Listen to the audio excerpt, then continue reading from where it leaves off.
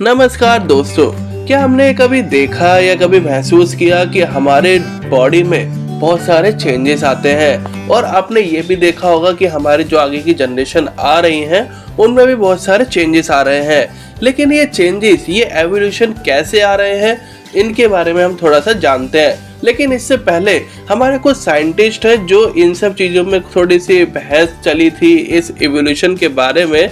तो आइए उनकी क्या थोड़ी सी जो उनकी बहस की चीज पर थी वो जानते हैं। तो दोस्तों, हमारे साइंटिस्ट है चार्ल्स डार्विन। उन्होंने कहा कि भाई जो म्यूटेशन, जो एवोल्यूशन जो आता है हमारी बॉडी में, वो बहुत ग्रेजुअली आता है। मतलब धीरे धीरे हमारी बॉडी में एवोल्यूशन होता है। मतलब हमारी जनरेशन में जो चेंजेस आते हैं वो धीरे धीरे आते हैं। और उन्होंने कहा कि भाई जो हमारी बॉडी में जो स्मॉल वेरिएशन होती है उससे एवोल्यूशन फॉर्म हो जाता है। और ये एवोल्यूशन एक ही डायरेक्शन में चलता है। लेकिन कुछ साइंटिस्टों का ये कहना था कि भाई जो एवोल्यूशन जो आता है ये एकदम सडन आता है, मतलब एकदम से आ जाता है। लेकिन कुछ ने कहा कि भाई ये जो है ना सिंगल स्टेप लार्ज म्यूटेशन में आता है।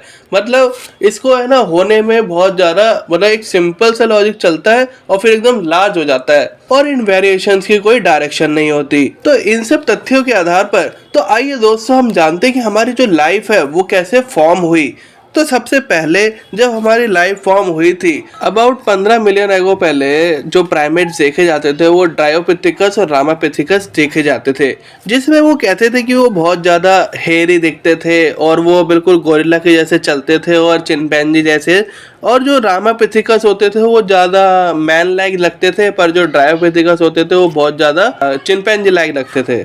फिर ये जैसे जैसे ये एवोल्यूशन बढ़ता गया तो हमने देखा कि मैं जैसे वर्ल्ड में अदर अदर जगहों पर कि कहीं पर 4 फीट से लंबा कोई इंसान नहीं होगा, कहीं पर कोई मतलब अपराइट चलता था, मतलब थोड़ा मुड़ के चलता था। 200 साल पहले ऑस्ट्रेलियोपिथेसाइड्स भी देखे गए हमारे ईस्टर्न अफ्रीकन में, जो कि मतलब जो खाली खाली जो ग्रास लैंड होते थे वहाँ पर देखे गए।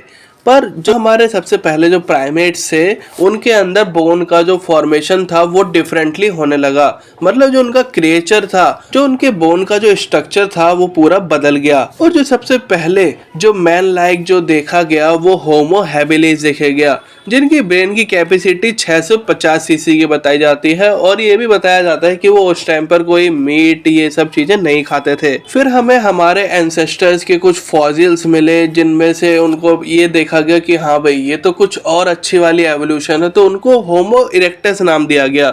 और ये भी नोट किया गया कि उनकी जो ब्रेन की कैपेसिटी थी वो 900 सीसी मानी गई और उन्होंने उस टाइम तक मीट खाना भी स्टार्ट कर दिया था।